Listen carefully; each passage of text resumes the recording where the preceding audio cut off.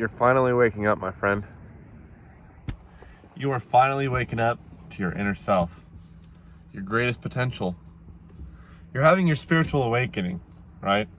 And the fact that you clicked on this video, if you're watching this and this isn't for you, click off, right? But if you're watching this, it's for a reason. You clicked on this video for a reason. You felt compelled to watch this video. You've known that you've been going through something recently and you can't quite put your finger on it. I've already been down that path. Regardless or not, if I'm younger than you, older than you, it doesn't matter. It doesn't matter that I'm white. It doesn't matter that you're Mexican. It doesn't matter. No factors matter. It's within here, right? You're waking up. You are waking up, my friend. Congratulations, first of all. Second of all, I just want to not warn you, but bring awareness to the fact that it's a long journey. And honestly, I don't see an end to it. I don't see an end to the journey. I think to the day that we die as spiritually awoken people, or spiritually aware people rather, we will always be questioning everything, questioning ourselves, and constantly trying to improve. That's one thing that you will notice on your journey, is you always want to become a better version of yourself. It's like you may or may not have had the thoughts of it beforehand, like, oh, I want to get better because of this and this, for ulterior motives, right? Like, oh, I want to get stronger so I can get girls. I want to get money so I can get girls or the cars or impress people. But as you become spiritual, those goals, while they may stay the same, the motive behind them is completely different. I want money and freedom. Well, I want money now because of the freedom it offers. The freedom to go buy land in the middle of nowhere and live and homestead, right? The freedom to buy what I want, when I want, not in an egotistical way, like, let me show off, let me get all this jewelry and cars, but because I want to be able to enjoy life through the things I actually enjoy. I want to be able to buy those badass exotic cars because I genuinely have interest in them, the way they were engineered, the art form of them, the way that they drive, the feeling of them, because not because I want to flex on people. I don't give a shit. Dude, I drive a 2003 Chevy Silverado, a 2007 BMW that's broken in my garage, and a 1991 Integra, bro, an Acura, Honda. It's a fucking Honda. I bought for $1,000. You think I care what people think about me? Bro, look at the shirt I'm wearing. I'm wearing the shirt that I designed for you guys. I got so many weird looks in the gym this morning. I don't give a fuck. As you become more spiritual, you stop giving a fuck. You don't give a damn what nobody thinks about you. I mean, truly, at the beginning you kind of do, but it slowly tapers off, and like you slowly but surely become more self-confident, and like you literally do not care what other people think. It doesn't even cross your mind. And when people do judge you, you start to understand that, oh, they just see themselves in me and they're judging themselves, right? That's all it is. But back to the spiritual journey, you start wanting to improve yourself. You start wanting to improve your life. You start hitting the gym because you want a better physique, because you know that when you're healthy and you have a good physique, you react better, you think better, you feel better in every aspect. You start to journal and read books because you understand that this is your most valuable asset, and it does atrophy over time. Short periods of time, it atrophies. You stop playing on the social media stuff so much, and stop doom scrolling and watching shit just when you're bored, because you start to understand that it's atrophying your mind, right? These are all things that you're going to start to go through. And if you already are, you know exactly what I'm talking about. And it's so weird, right? It's not that it's a bad thing. I think it's fucking awesome, and I love it. I love the fact that I am the way I am now. Like, I used to be an egotistical fuck. I used to not give a shit about anybody. I used to be a piece of dog shit. Like, I was not a good person. I was very emotionally and verbally abusive.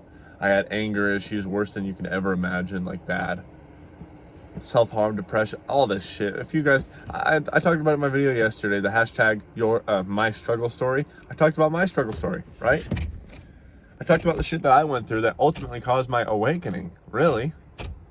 And, I don't ever want to go back there again. I don't think I ever can. I'm just a completely different person now. And you're going to be going through the same thing. And you're going to stop being able to relate to people around you. You're going to stop getting along with people.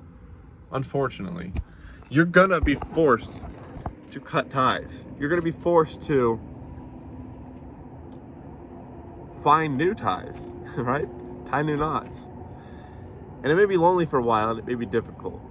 For me, I know that I resonate with that.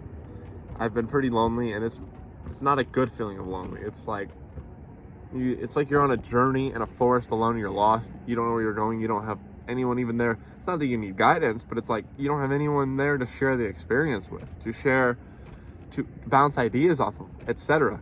I got a couple people. You know, I got a small full of food, and I just met some random guy in a parking lot at AutoZone yesterday. Like, badass guy, spiritually welcome. I told him I liked his car. We had a 3-hour conversation in the AutoZone parking lot. I'm not even shitting. 3 hours, just talking about spirituality, the Matrix, and everything. I don't even know this guy, but I felt that he trusted me, and that we had some sort of spiritual, not connection, not in a weird, way, but like, we had, like, it was like quantum entanglement led us to that moment. Like, we've known each other spiritually before, or something like that, whatever your take on it is. And he agreed with this. In fact, he pointed it out and said it in conversation. And you're going to meet people like that along your way, which is pretty badass. It's pretty badass. And you want to be around more of those people than you want to stay away from the crowd, is what he told me. And I've understood this for a while, but it kind of resonated with me more than ever. Stay away from the crowd. Whatever the masses are doing, in general, is what you need to not be doing. That goes for everything. Finances, the economy, pop culture, politics, whatever, I don't care. It applies the same. Be yourself. Find yourself within. Feel it within you. The answers are within you. They're within your intuition. Your pineal gland is opening. The fact that you even stuck around 7 minutes into this video so far, that tells me your pineal gland is somewhat open. This is all scientific. Your pineal gland is somewhat open. So focus on keeping it open and getting it more open, and treating it like an actual organ that it is, right? Well, it's a gland, but treat it like a part of your body, like healthy, like the rest of your body. How would you treat the rest of your body? Treat your pineal gland that way, because it's your intuition. That's why your third eye. It is God. Is your connection to the universe, God, whatever your description of it is. That's your connection to it, right? How was that? It's your connection to it. So the more that you're open to it, the better success you're going to have in your life in general, and the better and more peaceful of a life you're going to live if you just listen to your gut. And if you don't even have gut feelings, your pineal gland is, and you wouldn't even be watching to this point right now. But again, like I said, you're watching to this point. It's open a little bit. Keep opening it. Maintain a healthy pineal gland so that you can, fill your gut. If you want to quit your job and you want to be an entrepreneur, but you don't know what your calling is, bro, open up. Open up. The universe wants to tell you you're connected to everything. It knows already for you. It's pre-written to your destiny. The only free will that we really have is listening to our destiny or deciding to go against it. And if you go with it, you're going to live your dream life. And if not, you're going to live in hell, right? Metaphorically speaking, metaphorically speaking. So focus on these things as you go through your spiritual journey, and take it one day at a time. One day at a time. If you guys need any help, any advice, you guys all know already that you can reach me on our Instagram DMs, wherever. I respond to almost all comments. I'm around. I pay attention to you guys because this is a community. And I care about each and every last one of you guys, even the haters. You don't like me? I don't give a fuck. I love you back. I don't care. Because at the end of the day, we're all the same. And you're just reflecting your own insecurities upon me in my comment section. I don't care, bro. I genuinely don't care. It kind of excites me in a weird, it sounds weird, and this just sounds weird, but it does. It's like, wow, I'm making enough of an impact for people to want to leave hate, Anyway, like and comment on this video. Go watch the My Struggle story. I highly recommend you go watch that video. I got links to everything in the description. Our school community, our Discord, our TikTok, our Instagram, whatever else is down there. I love you. And our clothing, our merch, by the way. This just came out. I got some more pieces in the back right here that I made for someone who wants some. But yeah. By the way, all handmade. I make these in my house. I'm gonna have to record a video on how I make them, but I do make these t-shirts by hand, and you will get a handwritten letter in every order. So go ahead and check out the link in the description. I love you guys, and I'll catch you in the next video, VEXED family.